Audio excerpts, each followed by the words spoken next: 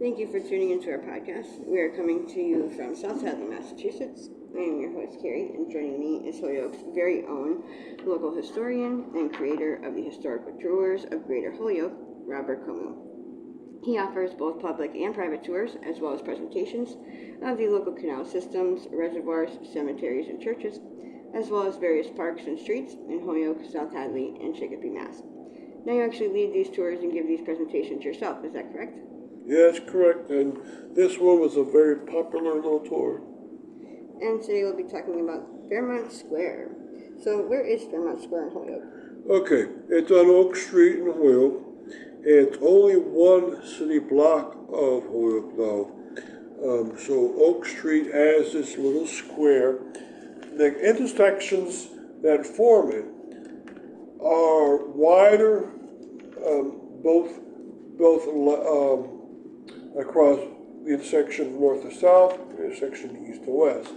And it almost looked like it was a bit of a square. Now, inside of both of them, there was a fountain, and obviously it's not there anymore. So along through this podcast, we're going to talk about the homes in Fairmount Square and who put them up, and some of the people that live there, and what's become of the square. But this square was made by one person, a contractor. All 12 homes are made by his firm. His name is Stephen White. Most of the homes were made from around 1886 to 1893 or so. And he lived on Fairfield Avenue, but then he moved out to New Jersey. He died fairly young. He died about 45 years old. Now, where is it? It's on Oak Street between Cabot Street and Hampshire Street. So that one city block is called the Square because he wanted to have all the same style of buildings pretty much on it, and he wanted to have all the same look to it, all utilities put into the alleyway, and it doesn't have any curb in that. It has curbing, it has no cuts in that curbing. And that's a sign that there used to be no driveway there. A couple of driveways have been put in since, but if you had seen it in the beginning, in the 1880s and 1890s, it had no curb cuts for the driveways. And why are all the homes in Fairmount Square with some similarities? Okay, same builder, same contract firm under Stephen White. What they did to make them all look the same, the first floor of every one of them had a facade of brick around three sides. The only side without that would be the back. All 12 buildings had it that way. Now, if you walk this one city block and look at the 12 buildings, two of the buildings don't have that anymore. The other ones towards Hampshire Street end.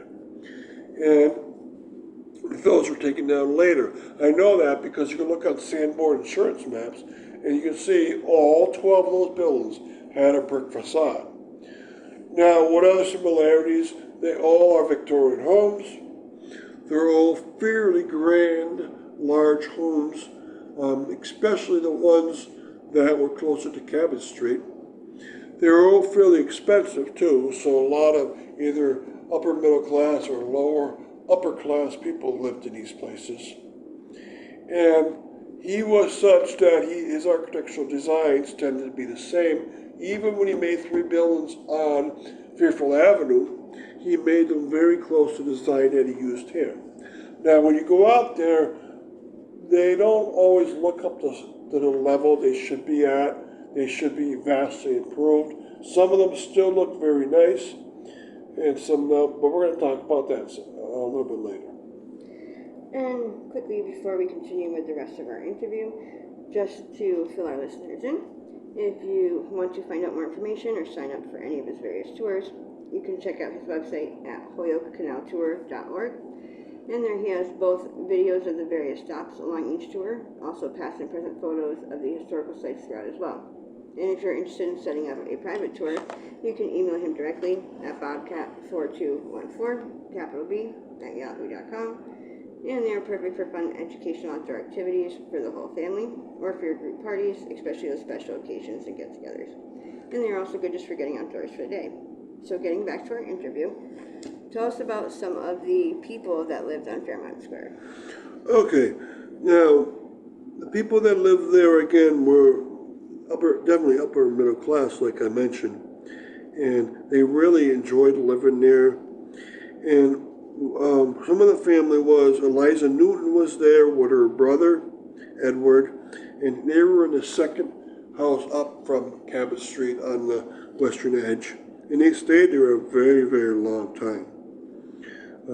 They were one of the better known families. Also, here was a family called August Gallup, and they had a clothing store downtown on High Street, and they had a nice little cozy home up on the street. Also, Sidney Whiten, a person named Charles Hemingway, a person named Edward Richard, and she's important because she started up the Lovers School across the street from her house on Fairmount Square. So one of the homes, the last one on the western edge on bordering Hampshire Street, used to be a private school.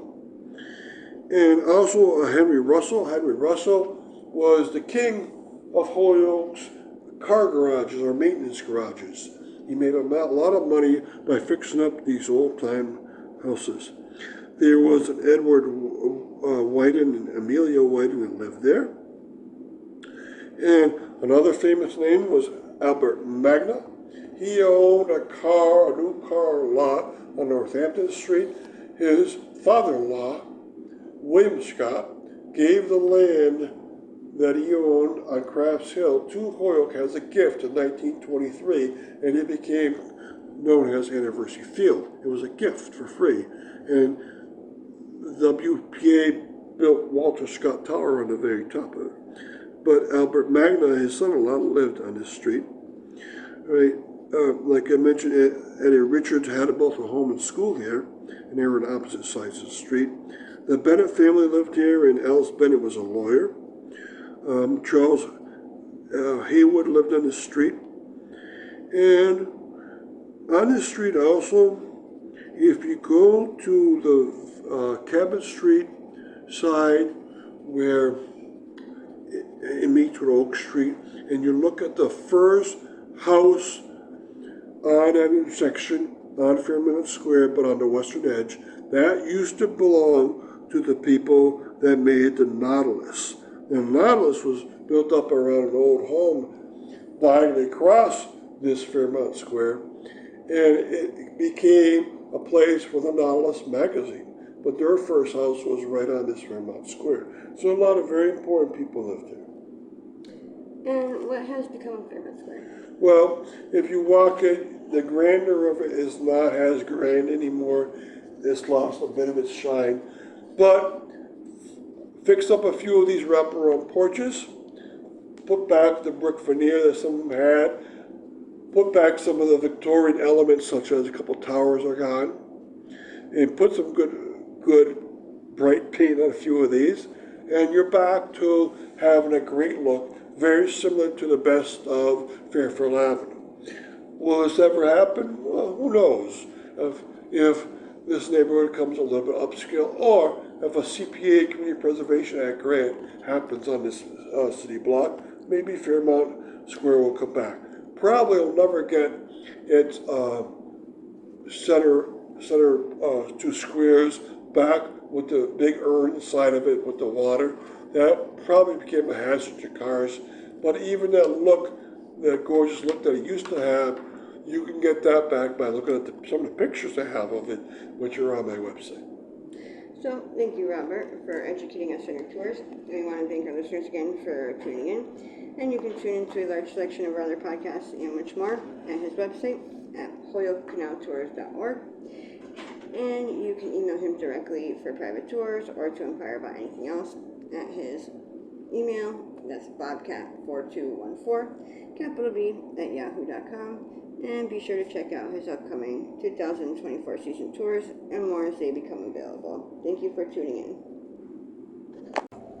Thank you for joining us and tuning into our podcast. We are coming to you from Holyoke, Massachusetts. I am your host, Carrie, and I am here with our very own historian, Robert Coleman. He is the founder and also the tour guide of the Historical Tours of Greater Holyoke. He offers both public and private tours of the local canal systems, reservoirs, cemeteries, as well as various parks and streets in Holyoke, South Hadley, and Chicopee, Massachusetts. You can check out his website for more information at holyokecanaltour.org. There he has videos, past and present photos, and as well as his 2023 schedule. Today we will be discussing the Oak Street area. So describe the history of Mitchell Field. Okay, so if you take this tour, one of the first things you meet is Mitchell Field. It's across the Hampton Street from Avery Field. Mitchell Field was started in 1914 as what was called Hampton Athletic Field. It was quite literally an extension of what is now known as Pulaski Park, but then it was known as Prospect Park.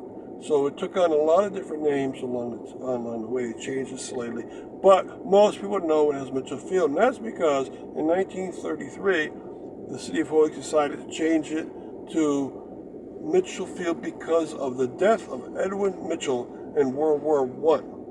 He was a hero from Holyoke that had gone off to the war and was in France and had gotten killed by enemy weapons. So since he loved parks so much and was great at athletics, they would end up naming after him 19 years after the field had its original name. But people don't realize that Prospect Park and Pulaski Park used to go all the way up to where Beach Street is. And it still does, but they don't take care of it at that point. So for like 2 city blocks worth of the park, they neglect it a lot. But the real Pulaski Park is beautiful. So, and I wish they get back into opening up and make the park extended way up to there. Since 1962, when Muller Bridge came in, it's been a very active road through there. Hamden Street, Linden Street, and also Beach Street coming down. Very active. So the history of the park, lastly, if you go into the park, you notice this old-time baseball field that faces, if you hit a fly ball, it faces from west to east. And there used to be a stone fence along Beach Street. Now, if you go there since 1962, the baseball field has faced such that if you hit a fly ball, it travels from east to west. And so it's quite different. They shifted it around, but the old-time masonry backstop is still in place. Now, can you describe the history of Avery Field? Avery Field started, and it's thought to be the first publicly financed, publicly owned playground in Massachusetts. The first playground in the United States was 1902 in New York City. But in 1908, there was a playground movement on where they're trying to get the government to support public playgrounds around the state. Now, before that, in 1907, the former mayor, Arthur Chapin, and the current mayor at that time, whose name is Nathan Avery, they both got together and started a playground commission when there was no playgrounds yet. They were ready to start them up. And by 1908, the state had laws saying, yes, we'll support playgrounds. And so it's thought that Avery Field, which at that time was called the Hampton Playground, was the first playground in Massachusetts. By 1932, its name had changed to the Avery Field, and the reason why they got named after the person who founded it. He was still alive, and it became a very popular park. They even had one special group called the Avery Wildflower Club, and the kids would go off and pick wildflowers around the city of Holyoke, and then once a week they'd come and show them at the park, and they compare them and draw them. And so that group was incredible. It was actually a library program that they held at Avery Field. So I wish to do that kind of program.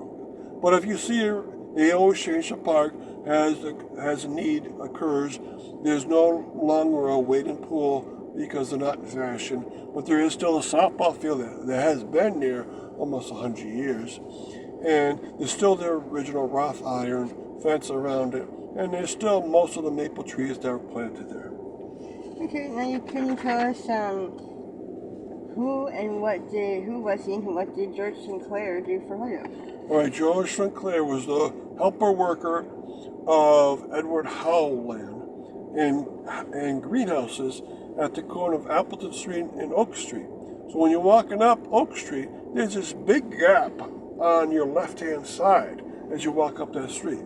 As if, you might say, did a big tenement house burn down? No, it's been open since about 130 years ago. The reason why, there were a series of greenhouses right there. And the first one was the Howland greenhouses. And then George Sinclair took it over and he improved it. And he also loved Holyoke so much that he started up free flowers for parks in Holyoke. And Springdale Park was the biggest recipient of that because he would give them rose plants and women would grow rose plants. There were over 500 rose plants at the peak of Springdale Park. You won't find any there anymore. So from the 30s up into the 60s, there were rose plants there. And in the 1990s, a woman recreated that, but those didn't last long either. And you find no roses there. And it ended up George Sinclair went up to the northern part of Holyoke called Smith's Ferry. He opened up the biggest greenhouses in western Massachusetts. Each of them were as big as a football field, and I think there was about 4 of them there. So he became the best florist in all of western Massachusetts. Okay. Now, what is the Fairmount Square? Fairmount Square is Oak Street from Cabot to Hampshire. And there's 12 houses on that street, all of them built by the same carpenter and his construction firm that he owned and designed by him. They all have their first floor facade of being brick. They're all Victorian homes. They're different in the style of Victorian homes. Some are shingle, some are stick, some are Queen Anne variety. They were all made by the carpenter named Leslie White. He only stayed in Holyoke maybe a decade, but he wanted to start up a beautiful place for middle-level managers. And some of the people that lived in the house was a person that started a private school. Also Albert Magna, whose father-in-law gifted to Holyoke 100 years ago, Crafts Hill, and it became Anniversary Hill. And also on that street, and right at the very edge of it, was the Nautilus magazine. And that was by far the most beloved subscription magazine that supported a new thought movement around the world. All right, so thank you, Robert, for coming and joining us. You can find more information again on his tours at his website at holyokecanaltour.org, where you can find his videos, past and present photos, as well as his upcoming 2023 tour schedule. You can also set up private tours with him as your personal tour guide. They make for fun and educational activities for the family, or for group parties for those special occasions and events, or just for a day out.